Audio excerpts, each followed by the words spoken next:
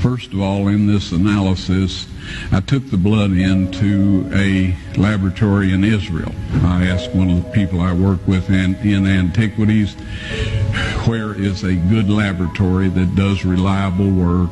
And they said, such and such, such and such. I took it. I just said, please examine this blood and tell me what you can tell me about it. All right? They said, well, look, we're going to reconstitute it. We're going to put it in normal saline and keep it at body temperature for 72 hours with gentle swirling. All right? That's their business. That's great. I said, now I want to be there when you check it out. They said, fine. So I was back. They checked it out. I said, now, they said it's human blood. We can tell that. They did whatever tests they need to do. And then I said, take some of the white blood cells and put them in a growth medium and keep them at body temperature for 48 hours. And they said, well, that'll do no good because it's dead blood. I said, would you please do that for me? And they said, okay, we'll do it.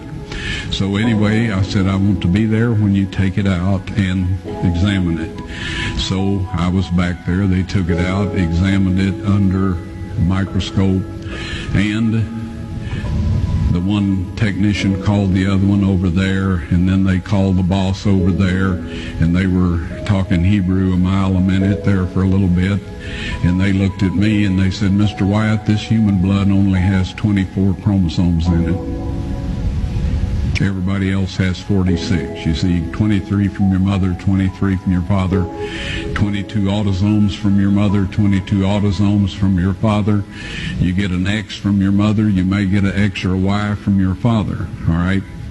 This blood had 23 chromosomes from the mother's side, one Y chromosome only. You see, the child could not have developed if they hadn't had the autosomes from the mother.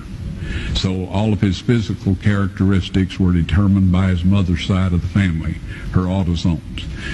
His maleness was determined by this one Y that came from the source, not a human male. Then they said, this blood is alive. And then they said, whose blood is this?